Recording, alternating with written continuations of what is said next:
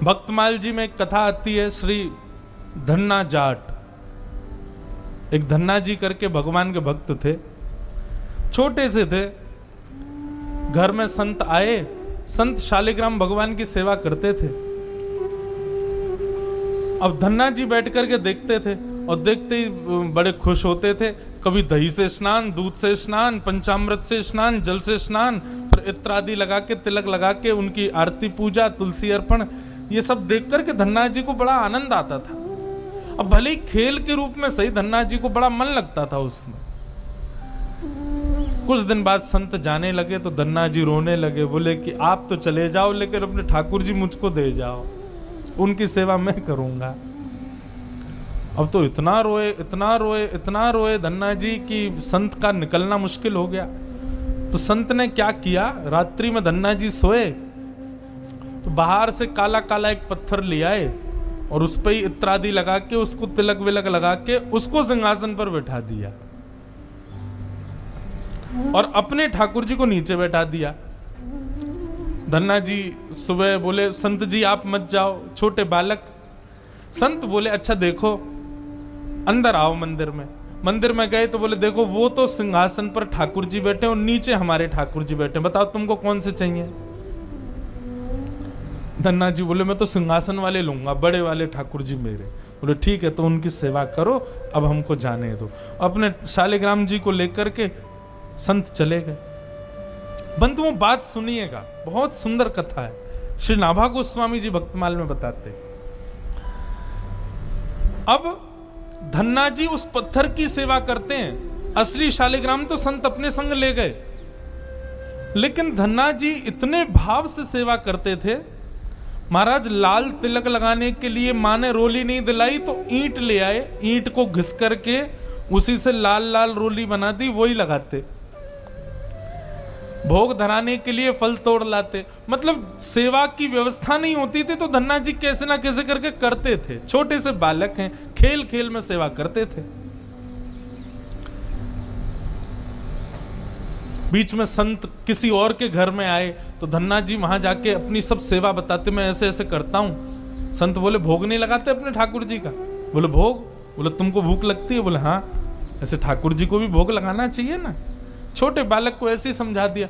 अब तो धन्ना जी ने माँ से आज बढ़िया खिचड़ी बनवाई, कड़ी बनवाई, रोटी सब्जी बनवाई और भोग लगा के ले गए ठाकुर जी के पास। संत ने बताया था पर्दा करके भोग लगाना। पर्दा लगा दिया, भोग ठाकुर जी के सामने धर दिया। धन्ना जी बार बार पर्दे में से देखें, खा ही नहीं रहे, ठंडा हो जाएगा भोग। ठाकुर जी खा लो जल्दी से, देखो बढ़िया गरम गरम कड़ी लाया हूं और खिचड़ी बनाई, मैया ने घी डाला उस पर, पालो प्रेम से। बहुत देर हो गई, ठाकुर जी नहीं पाए तो धन्ना जी वहीं लेट गए। बोले आप नहीं पाओगे तो मैं भी नहीं पाऊंगा, मैं भी भूखा ही रहूंगा फिर। अब इतना सहज सरल प्रेम धन्ना जी का, भूखे प्यासे धन्ना जी पड़े हैं नीचे, छोटा सा बालक है, ठाकुर जी से देखा नहीं गया। इतने में ही महाराज लेट गए धन्ना जी, उनको चटकारों की आवाज आने लगी। चटकारे, जैसे कोई आदमी को ज्यादा स्वाद आए तो अपनी उंगलियां चाटता है ना, तो जब चट चट आवाज आती है चाटने पर, ऐसे चटकारों की आवाज आई। धन्ना जी बोले, ये चटकारे कहां से आ रहे हैं। जैसे ही पीछे देखा पर्दा खोल करके तो नन्हे से बाल गोपाल प्रकट हो गए हैं और धन्ना जी के सुंदर प्रसाद को स्वीकार कर रहे, पा रहे हैं।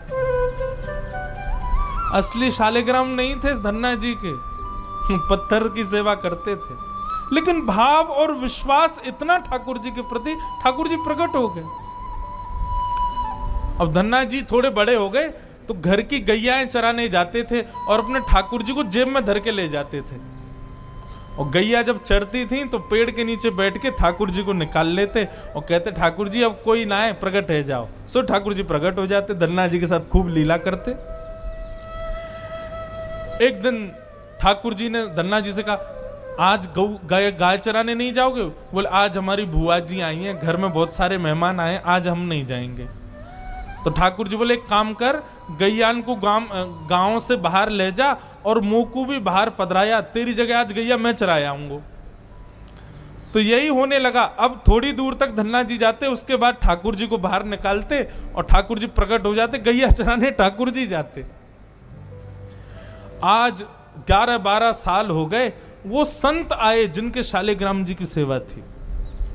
संत जैसे आए, धन्ना जी ने प्रणाम किया, जय हो मेरे गुरुदेव, गुरु जी के चरणों में प्रणाम, गुरु जी आपने ऐसे ठाकुर जी प्रदान किए, मेरा तो जीवन उत्सव हो गया। अच्छा, कहाँ है तुम्हारे ठाकुर जी, सेवा पूजा कैसी चल रही, अभी तक कर ही रहे हो? उनको लगी पत्थर है, बचपन में की होगी, अब तो बड़ा हो गया। कहाँ है तुम्हारे ठाकुर जी? बोले ठाकुर जी अभी नहीं है, ठाकुर जी तो गैया चराने गए। संत बोले मतलब? बोले हाँ, मैं कभी व्यस्त होता हूं तो मैं ठाकुर जी को गैयाओं के संग भेज देता हूं, ठाकुर जी गैया चराने जाते हैं। संत बोले पहले तो छोटा था, अब तो इतना बड़ा हो गया, ये अभी भी बचकानी बातें करता है। अरे लाला ऐसे मत बोला करो। वो नहीं नहीं, सच में ठाकुर जी गैया चराने गए। आपको विश्वास नहीं? शाम को चलो मेरे संग। शाम को संत को ले गया तो महाराज मार्ग से गाय आ रही हैं धन्ना जी की ओर, और धन्ना जी उछल रहे हैं, देखो देखो देखो ठाकुर जी गैया चरा के आ रहे हैं। संत बोले गैया तो दिख रही है, ठाकुर जी कहाँ हैं? बोले अरे बीच में देखिए ना, सांवरे सलोने, ऊंची धोती पहनी है, मोर मुकुट तिरछा सा धारण किया, कानों में कुंडल, कटाक्ष नेत्र, चंदन की सुगंधी से आच्छादित, गायों की खुर से निकलने वाली धूल पसीने से जाके चिपक रही है, कितने सुंदर ठाकुर जी लग रहे हैं। संत बोले ये सब बातें तुमको कैसे पता? ये भागवत के श्लोक का वर्णन है। वरहा पीड़म नटवर बपुहु कर्णयो कर्णकारम। धन्ना जो रूप तुम वर्णन कर रहे हो ये भागवत में वर्णित है, तुमने सुनी है क्या? बोले नहीं सुनी नहीं, मैं देख रहा हूं सामने। संत पहचान गए, बोले निश्चित धन्ना को ठाकुर जी दिख रहे हैं। संत के नेत्र सजल हो गए। जीवन पर्यंत असली शालिग्राम जी की इतनी नियम से सेवा की, ठाकुर जी कभी प्रकट नहीं हुए। धन्य है धन्ना तेरी भक्ति, तेने सामान्य पत्थर की सेवा से ठाकुर जी को प्रकट कर दिया। ठाकुर जी के संग लीला कर रहा है।